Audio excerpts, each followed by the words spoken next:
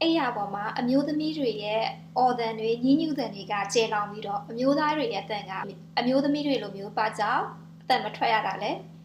ဲဒီလိုမျိုးအော်ညည်းတန်ကအမျိုးသမီးတွေအတွက်အထွတ်ထိပ်ခံစားမှုကိုရောက်တာလားအမျိုးသားတွေကမအော်ဘဲနဲ့ဘာအတန်မှမထွက်တာကအမျိုးသားတွေမှာဘာမှခံစားမှုမရှိတာလားဒီအကြောင်းအရာနဲ့ပတ်သက်ပြီးတော့ပြောပြပေးပါမယ်ကျမနာမည်ကတော့နော်ဘွေဖော်မှုစေဝါပညာရှင် pharmacist တယောက်ပါယခုလက်ရှိနော်ဝေနိုင်ငံမှာနေထိုင်နေပါတယ်ကျမရပေါ်မှာဘာကြောင့်အမျိုးသမီးတွေအတန်ထွက်ရလဲဆိုလို့ရှိရင်အဓိကအကြောင်းကတော့ခံစားမှုအပြည့်နဲ့အတန်ညှဉ်းညူထွက်လာတာတွေရှိတယ်တချို့ကတော့လှုပ်ယူတဲ့အတန်ရှိတယ်ဒီမျိုးခံစားချက်အပြည့်နဲ့ထွက်လာတဲ့အတန်ကတော့ခံစားမှုကကောင်းလို့ခံစားတာတွေရှိတယ်တချို့သူကတော့နာကျင်လို့ခံစားတာတွေရှိတယ်တချို့ကနာကျင်တယ်ဆိုလို့ရှိရင်တော့နာကျင်ကြောင်ပြောပြလာတယ်မနာကျင်ပဲနဲ့ဥပမာခံစားမှုအပြည့်နဲ့ရှိလာတဲ့အခါမှာဆိုလို့ရှိရင်တချို့အမျိုးသမီးတွေကသူတို့ကိုသူတို့ဘာသာထွက်လာတယ်သူတို့ပါဇက်ကနေဘာသာထွက်လာတယ်သူတို့ဘလို့အတန်ထွက်နေလဲဆိုတ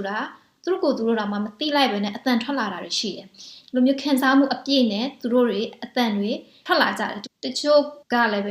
ဲလိင်ဆက်ဆံနေတဲ့အခါမှာဆိုလို့ရှိရင်တခါတလေမှာတစ်ချက်အသက်ရှူဖို့မေ့သွားတာတွေရှိတယ်လိုမျိုးအသက်ရှူဖို့မေ့သွားတဲ့အချိန်မှာဆိုလို့ရှိရင်အသက်မရှူဘဲနဲ့အသက်ရှူတဲ့နေရာမှာညည်းတန်တွေလိုမျိုးထွက်လာတာတွေရှိတယ်ဒီလိုမျိုးညည်းညူတန်တွေကိုဒါကခံစားမှုအပြည့်နဲ့ညည်းညူတဲ့အတန်ဆိုပြီးတော့သတ်မှတ်လို့ရတယ်ဒါပေမဲ့တချို့သူကတော့တမင်တကာလှုပ်ယူတဲ့အတန်ရှိတယ်တမင်တကာလှုပ်ယူတဲ့အတန်မှာဆိုလို့ရှိရင်တချို့ကကိုယ့်ရဲ့လိင်ဆက်ဆံမှုကိုဆွဲဆောင်ခြင်းတဲ့အနေနဲ့ညှဉ်းညူပြတာတွေရှိတယ်။ကိုယ့်ရဲ့ညှဉ်းညူတန်ကကိုယ့်ရဲ့လိင်ဆက်ဆံမှုအမျိုးသားနှစ်သက်မယ်ဆိုလို့ရှိရင်ကိုယ်ပို့ပြီးတော့နှစ်သက်အောင်ဒီအိယာပေါ်မှာကိုယ်နဲ့ပို့ပြီးတော့ပျော်ပါနိုင်အောင်ဆိုပြီးတော့ညှဉ်းညူတန်တွေထွက်ပြတယ်။တချို့ကလည်းပဲကိုယ်အမျိုးသားအကြိုက်ဆိုပြီးတော့တမင်တကာကြီးကိုဟန်ဆောင်ပြီးတော့ညှဉ်းညူပြတာတွေရှိတယ်။ဘာမှခံစားမှုဘလို့အထွတ်ထိပ်တွေဘာတွေမရောက်ဘဲနဲ့အထွတ်ထိပ်ရောက်တယ်ဆိုပြီးတော့တမင်တကာကြီးကိုဟန်ဆောင်ပြတဲ့အမျိုးသမီးတွေလည်းရှိတယ်။တချို့ကတော့ဒါကသူ့ရဲ့ပင်ကိုယ်သဘာဝဆိုပြီးတော့ပြချင်တဲ့အနေနဲ့ညှဉ်းညူပြတာတွေရှိတယ်။ခံစားမှုရှိသည်ဖြစ်စေမရှိသည်ဖြစ်စေသူတို့ကတော့အဲ့ရပေါ်မှာအမြဲတမ်းអော်ပြနေတဲ့အမျိုးသမီးတွေရှိတယ်။ဒါကတော့တဦးနဲ့တဦးမတူပါဘူး။ဒီအမျိုးသမီးတဦးရဲ့ခံစားချက်နောက်တစ်မျိုးအမျိုးသမီးတဦးရဲ့ခံစားချက်ဒါတွေကကွာခြားပါတယ်။ကိုယ့်ရဲ့ခံစားချက်ပေါ်ကိုယ့်ရဲ့စိတ်ပိုင်းဆိုင်ရာအပေါ်ကိုယ့်ရဲ့ပင်ကိုယ်ဗီဇအပေါ်မှာမူတည်ပြီးတော့ဒီလိုမျိုးအတန်မျိုးမျိုးထွက်လာတယ်အတန်မျိုးမျိုးထွက်တဲ့အပေါ်မှာလည်းပဲဒါကဟန်ဆောင်ထွက်နေတာလားဒါမှမဟုတ်လို့ရှိရင်တကယ်ပဲထွက်နေတာလားခံစားမှုပြည့်နေအတန်တကယ်ပဲထွက်နေတာလားဒါကတော့လိင်ဆက်ဆံပေါ်အမျိုးသမီးပေါ်မှာပဲမူတည်ပါတယ်အမျိုးသမီးတူကတဦးနဲ့တူကလည်းပဲကွာခြားမှုအများကြီးရှိပါတယ်အဲ့ရပေါ်မှာအမျိုးသမီးအများစုကအော်ပြီးတော့အမျိုးသားတွေကအော်တန်မထွက်တာကဒီလိုမျိုးဖြစ်တာကဒီအပြာကားတွေရှိပြီးတဲ့နောက်ပိုင်းမှာဒီလိုမျိုးကိုးယူမှုတွေပို့တော့ရှိလာကြတယ်အပြာကားစပြီးတော့ရိုက်တုံးကဒီလောကရဲ့ပြောမယ်ဆို director ပေါ့နော်သူတို့တွေရဲ့ writer ကနေပြီးတော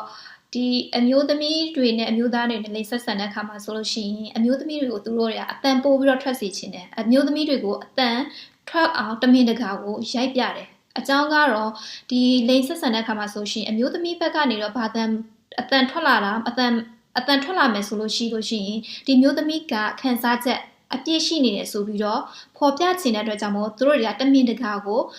ဒီဗီဒီယိုတွေထဲမှာတမင်တကာကိုရိုက်ပြကြတယ်အမျိုးသားကတော့တမင်တကာရိုက်ပြကြမလို့အမျိုးသားကတော့ခံစားမှုပြည့်ရှိလာမယ်ဆိုလို့ရှိရင်သူတို့တွေရဲ့လိန်တန်တွေထောင်မှတ်လာမယ်အမျိုးသမီးမှာတော့အမျိုးသားလိုမျိုးလိမ့်နှံတွေထောင်မှတ်လာတာတွေပါတယ်မရှိဘူးဒါကြောင့်မလို့သူတို့ရဲ့ခံစားချက်ကိုပြမယ်ဆိုလို့ရှိရင်ဒီလိုမျိုးညီးတန်တွေအော်တန်တွေပြမှပဲအမျိုးသမီးရဲ့ခံစားချက်အပြည့်အဝရှိလာတယ်အမျိုးသမီးတွေရဲ့ခံစားချက်အပြည့်အဝရှိနေပါတယ်ဆိုတာကိုပြသချင်တဲ့သဘောအနေနဲ့သူတို့တွေက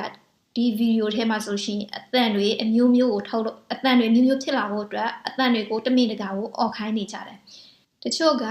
ဒီဗီဒီယိုကိုကြည့်ပြီးတော့အမျိုးသမီးတွေကဒီလိုမျိုးအော်မှပဲသူကခံစားချက်ရှိတယ်ဆိုပြီးတော့ထင်အောင်ထင်မှားဖြစ်ပြီးတော့အမျိုးသမီးဆိုလို့ရှိရင်အဲ့ရပေါ်မှာခံစားချက်ရှိသည်ဖြစ်စေမရှိသည်ဖြစ်စေတမင်တကာအော်တော့တာပဲအမျိုးသားတွေကလည်းပဲဒီမအော်တဲ့အမျိုးသမီးဆိုလို့ရှိရင်ဘာခံစားချက်မှမရှိဘူးဆိုပြီးတော့တမင်တကာကိုဆွဆွဲလိုက်တဲ့လူတွေကလည်းရှိတယ်ဒီလိုမျိုးအပြာကားကြည့်ပြီးတော့ထင်အောင်ထင်မှားတဲ့အရာတွေဖြစ်လာတတ်တယ်အပြာကားကြည့်ပြီးတော့အတိတ်ပဲမျိုးမျိုးဖွင့်ကြပြီးတော့မှားယွင်းတဲ့အတိတ်ပဲတွေလည်းဖွင့်လာကြတယ်ထ ထို့နည်းတူပဲအပြာကားတွေမှာအမျိုးသားတွေရဲ့အတန်ကသိမထွက်ဘူးအမျိုးသမီးတွေပဲအတန်ထွက်တယ်ဒါကြောင့်မို့တချို့အမျိုးသားတွေကအမှန်တကယ်လိမ်ဆက်ဆန်တော့မဲ့အခါမှာဆိုလို့ရှိရင်တကယ်တမ်းလိမ်ဆက်ဆန်တဲ့အခါမှာဆိုလို့ရှိရင်တော့သူတို့အတန်တွေမထွက်ရကြဘူးအတန်ထွက်ချင်မှအတန်မထွက်ရတဲ့အမျိုးသားတွေလည်းရှိတယ်ဘာကြောင့်လဲဆိုရှင်အပြာကမှာအမျိုးသားတွေအတန်သိမထွက်မျိုးသမီးရဲ့အတန်ထွက်တယ်သူတို့တွေအပြင်တကယ်အတင်လောကသူတို့အတန်ထွက်မယ်ဆိုလို့ရှိရင်ဒါကအမျိုးသားတွေရဲ့ခံစားချက်ကအတန်မဟုတ်ဘူးအတန်ထွက်လာမယ်ဆိုလို့ရှင်ဒါကတကယ်ခံစားချက်မဟုတ်ဘူးဆိုပြီးတော့အတိတ်ပဲပြန်ပြီးတော့လွဲမှားပြီးတော့ဖွင့်တဲ့အမျိုးသားတွေလည်းရှိတယ်ဒီလိုမျိုးအပြာကားကိုကြည့်ပြီးတော့အတိတ်ပဲမျိုးဖွင့်ပြီးတော့မှားယွင်းမှုကိုယ့်ရဲ့လိမ်ဆက်ဆံပေါ်နဲ့နားလည်မှုတွေလွဲကြပြီးတော့ကိုယ့်ရဲ့လိမ်ဆက်ဆံပေါ်နဲ့ပြဿနာတွေရှိလာတတ်တယ်အမှန်တကယ်တော့အဲ့ရပေါ်မှာအမျိုးသားဖြစ်စေအမျိုးသမီးဖြစ်စေကိုယ့်ရဲ့ခံစားချက်ကိုထုတ်ပြောလို့ရတယ်ကိုဖွင့်ပြောလို့ရတယ်ကိုအော်ချင်လားကိုညည်းချင်လားကိုဘလို့အတန်ထွက်ချင်လဲအမျိုးသားဖြစ်ဖြစ်အမျိုးသမီးဖြစ်ဖြစ်နှစ်ဖက်စလုံးကသူ့ရဲ့ပင်ကိုကနေထွက်လာတဲ့အရာကိုသူဖော်ပြလို့ရတယ်မဖော်ပြချင်လဲဒါကကိစ္စမရှိဘူးဒါကသူ့ရဲ့သဘာဝပဲဒါကသူ့ရဲ့သဘာဝမှာသူကအတန်မထွက်ဘူးအမျိုးသားလည်းအတန်မထွက်နိုင်ဘူးအမျိုးသမီးလည်းအတန်မထွက်နိုင်ဘူးတိတ်တွေနဲ့ပဲဘာတန်မှမထွက်ပဲနဲ့ခံစားမှုအထွတ်ထိပ်ရောက်သွားတယ်အတွဲတွေအများကြီးရှိတယ်ယောက်ျားလေးလည်းရှိတယ်မိန်းကလေးလည်းရှိတယ်အဓိကကတော့အမှန်တကယ်ဖြစ်ဖို့အရေးကြီးတယ်ကိုအိယာပေါ်မှာတမင်တကာကြီးကိုဟန်ဆောင်ပြီးတော့မပြနဲ့ကိုတမင်တကာဟန်ဆောင်ပြီးပြမယ်ဆိုလို့ရှိရင်ကိုဘက်ကလည်းမကောင်းဘူးကိုရဲ့လိန်ဆက်ဆံပေါ်အတွက်လည်းမကောင်းဘူးဒါအစချီတစ်ချက်ပဲကောင်းပဲဟန်ဆောင်နေရတဲ့အလုပ်ကကိုအတွက်ရောသူ့အတွက်ရောနောက်ပိုင်းမှာဘာမှကိုအကျိုးမြတ်မရဘူးအမျိုးသမီးဘက်ကနေပြီးတော့လဲကိုဟန်ဆောင်မယ်ဆိုလို့ရှိရင်ကိုရဲ့ဒီအမျိုးသားကကိုသိမှာမဟုတ်သူဟန်ဆောင်နေကြောင်းကိုမသိဘူးဆိုလို့ရှိရင်ကိုကောင်းအောင်သူဘယ်လိုလုပ်ပေးနိုင်မလဲကိုကောင်းအောင်သူမလုပ်ပေးတတ်ဘူးသူကောင်းနေပြီလို့ပဲသူထင်မှာပဲဒါကြောင့်မို့လို့ကိုကမကောင်းဘူးမညစ်တတ်ဘူးဘယ်အရာလိုအပ်လဲဆိုလို့ရှိရင်သူ့ကိုပြောပြတမင်တကာကြီးကိုဟန်မဆောင်ပြနဲ့ဟန်ဆောင်တဲ့အရာကဘယ်အရာမှမကောင်းဒီအရာပေါ်မှာဟန်ဆောင်မှုများလေအချင်းချင်းတဦးနဲ့တဦးကဝေးကွာလေပဲအဲ့ရပေါ်မှာနှစ်ဦးသားခန္ဓာကိုယ်ပိုင်းပဲနှိစက်ရင်နှိစက်မယ်ဒါမဲ့အရင်ကိုဝေးကွာနေကြတယ်ဒါကြောင့်မလို့အဲ့ရပေါ်မှာဟန်ဆောင်မှုတွေကိုမလုံးနဲ့ဟန်ဆောင်မှုတွေကိုတက်နိုင်ဆုံးရှောင်ပါတဦးနဲ့တဦးတိုင်ပင်မှာပွင့်လင်းလင်းပြောပြပါငါကဘလို့အရာကိုနှစ်သက်လဲ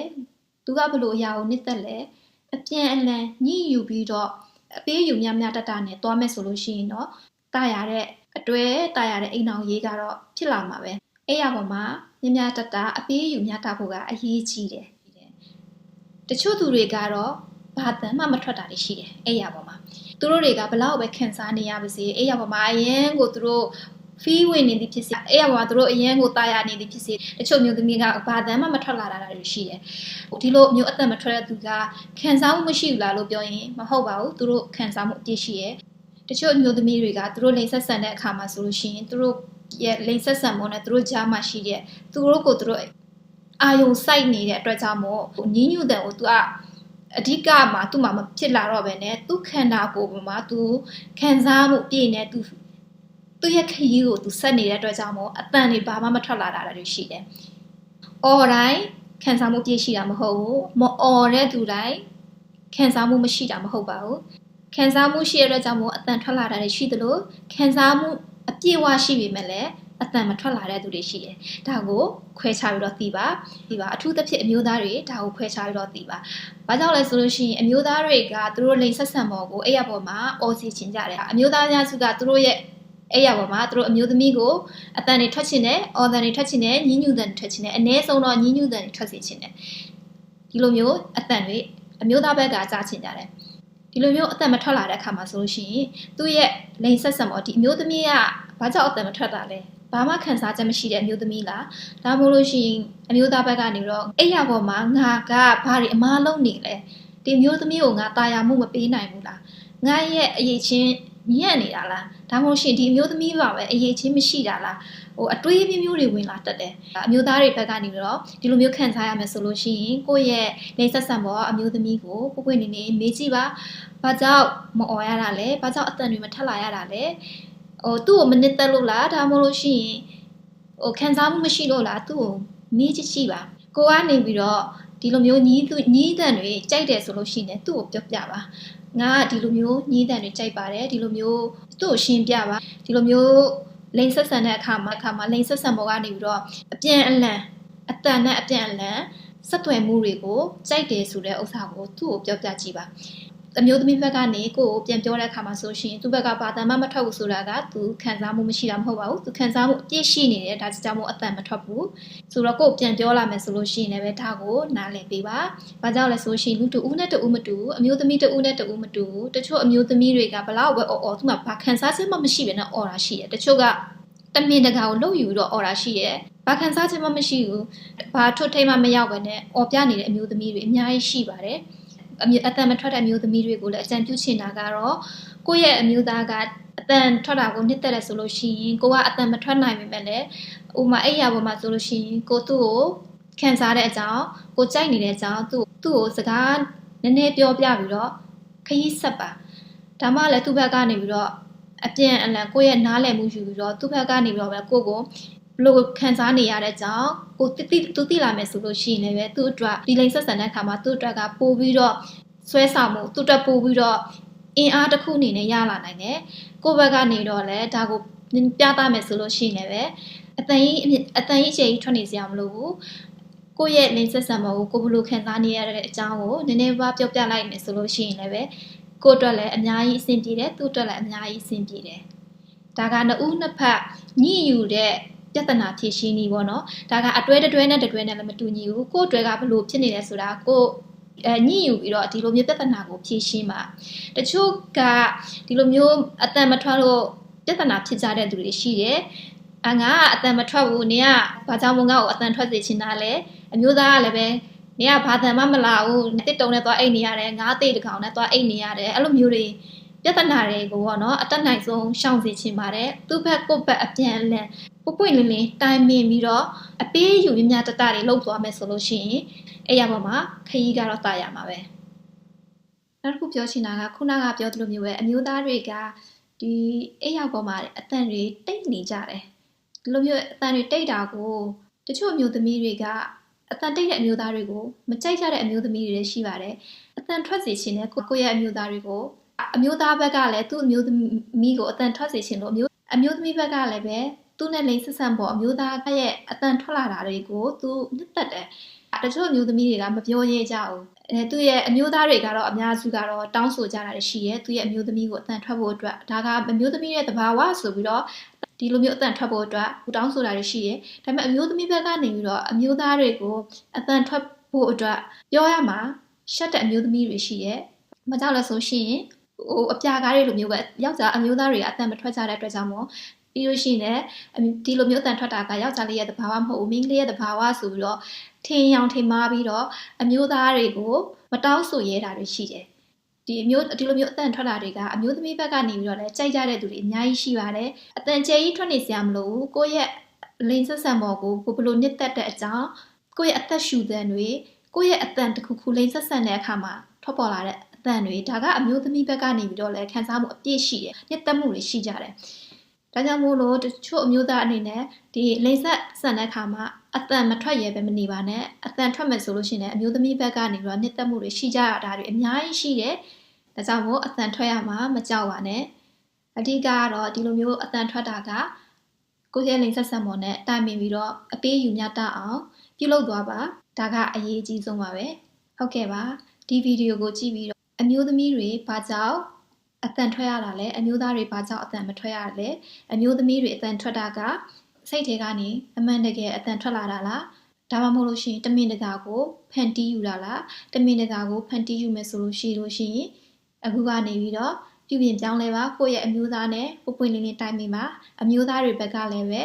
ကိုဘလို့နှစ်သက်တဲ့အကြောင်းကိုနှစ်သက်တဲ့အကြောင်းပြောပြပါအကယ်၍ကိုအမျိုးသမီးကဘာတန်မှမထွက်ဘူးဆိုလို့ရှိရင်လည်းဒါကိုနားလည်ပေးဖို့အရေးကြီးပါတယ်အမျိုးသားတွေအနေနဲ့လည်းအဲ့ရပေါ်မှာအတန်ထွက်ဖို့မမေ့ပါနဲ့ကိုအမျိုးသမီးကဒါကိုနှစ်သက်တာတွေရှိတယ်ကိုရဲ့အမျိုးသမီးနှစ်သက်လားမနှစ်သက်ဘူးလားဆိုလို့ရှိရင်လည်းပဲသူ့ကိုမေးကြည့်ပါကိုတိုင်းကလည်းအတန်ထွက်ချင်တယ်ဆိုလို့ရှိရင်အတန်ထွက်ပါဒါကသဘာဝပါပဲအမျိုးသမီးအတန်ထွက်ရမယ်အမျိုးသားအတန်မထွက်ရဘူးဆိုပြီးတော့ဘယ်သူမှတားထားတာမရှိပါဘူးကိုထွက်ချင်တဲ့အတန်ထွက်ပါဒါမဲ့တစ်ခုတော့ရှိရဲ့တကားတွေကိုတော့လုံခြုံအောင်ပိတ်ထားပါတချို့သူကအိမ်ထဲတောင်မကောက်အိမ်မြင်ထိတောင်မှဒီလိုမျိုးအတန်တွေထွက်လာတာတွေရှိတယ်ဒီလိုမျိုးအတန်ထွက်ရဆိုလို့ရှိရင်တော့နည်းနည်းလေးရှက်ဖို့ကောင်းပါတယ် အထူးသဖြင့်လူအများစုနဲ့နေတဲ့အခါမှာဆိုလို့ရှိရင်ပိုပြီးတော့ရှက်ဖို့ကောင်းတယ်ကိုယ်ကလေးတွေမိသားစုတွေအတန်တွေကြားရမယ်တချို့ကကိုယ့်ရဲ့အိမ်နီးနားချင်းတွေကြားရမယ်နေ့လယ်ပိုင်းချိန်မှာကိုယ်လိန်ဆက်ဆန်တဲ့အတန်တွေထွက်လာတာတွေညပိုင်းချိန်မှာအတန်ထွက်တာတွေဒီလိန်ဆက်ဆန်တာကလူတိုင်းလိန်ဆက်ဆန်ပေမဲ့လည်းဒီလိုမျိုးအတန်တွေကျေလောင်ပြီးတော့ထွက်တာကကိုယ့်ရဲ့ပတ်ဝန်းကျင်တွေကိုယ့်ရဲ့မိသားစုတွေကိုလည်းမလေးစားရကြတယ်ဝိရင်ကအတွေ့အကြုံတစ်ခုပြောပြမယ်ဝိရင်ကကျောင်းတက်တုန်းကတက္ကသိုလ်အဆောင်မှာနေမှုတဲ့အဲ့ဒီအဆောင်မှာပွေတို့လူအများကြီးပဲပေါ့နော်အဆောင်မှာကတော့ဒါပေမဲ့ပွေကိုယ်တိုင်ပွေတယောက်ခံမနေတယ်အများတချို့ကလည်းပဲအတွဲခန်းတွေရှိတယ်တချို့ကလည်းပဲ4-5ယောက်စုပြီးတော့နေကြတဲ့လူတွေရှိတယ်ကျောင်းဆောင်ကတော်တော်ကြီးတယ်ဒါပေမဲ့တခါတလေပွေတို့ညပိုင်းအတန်ထွက်လာနေကြတယ်အဲ့လိုအတန်အော်တန်တွေညှဉ်းညူတန်တွေအဲ့လိုမျိုးအမျိုးသမီးအတန်တွေအထူးသဖြင့်အမျိုးသမီးအတန်တွေကြားရတယ်နောက်ပိုင်းတော့အဲ့ဒီကျောင်းဆောင်အရှိမှာဗာရေးထားလိုက်ဆိုလို့ရှိရင်လိန်ဆက်ဆန်တဲ့အခါမှာအတန်မထွက်နိုင်တော့အတန်မထွက်ဖို့အတွက်ဆိုပြီးတော့ကျောင်းဆောင်အရှိမှာကတ်ထားလိုက်တယ်အဲ့ဒါပွေဖတ်ပြီးတော့ပွေလည်းရည်ရဲရည်ချင်းနဲ့ဟုတ်လည်းဟုတ်ပါတယ်သူကိုဘလောက်ပဲခံစားနေရပါစေကိုဒီလိန်ဆက်ဆန်တာကသဘာဝပေမဲ့လေကိုကလူအများစုနဲ့နေတယ်ကိုရဲ့ပတ်ဝန်းကျင်နဲ့နေတယ်ဆိုလို့ရှိရင်ကိုရဲ့ပတ်ဝန်းကျင်ကိုလည်းကိုလေးစားရမယ်တကားရှိရဆိုရှင်တကားကိုလုံးလုံးပိတ်ထားတကားတွေပိတ်ထားဖို့အရေးကြီးတယ်ကို့အတန်လည်းပဲအပြင်ထွက်မထွက်စမ်းသပ်ကြည့်ပါအပြင်ထွက်များလို့ပြီဆိုလို့ရှိရင်တော့ဒါကိုယ့်ရဲ့အတန်ကိုနည်းနည်းလေးလျှော့လိုက်ပါဘာကြောင့်လဲဆိုလို့ရှိရင်ကိုယ့်ရဲ့ပတ်ဝန်းကျင်ကိုသွားပြီးတော့မထိခိုက်ဖို့အရေးကြီးတယ်ကိုကဘလောက်ပဲပြုံးနေပါစေကိုယ့်ရဲ့ပတ်ဝန်းကျင်မျက်နှာကိုလည်းပြန်ကြည့်ရသေးတယ်ဟုတ်ကဲ့ပါဒီဗီဒီယိုကကိုယ့်အတွက်အသုံးဝင်နေဆိုလို့ရှိရင်ကိုယ့်ရဲ့မိတ်ဆွေတွေကိုလည်းပြန်လည်ပြီးတော့မျှဝေပေးပါအားလုံးကိုကျေးဇူးတင်ပါတယ်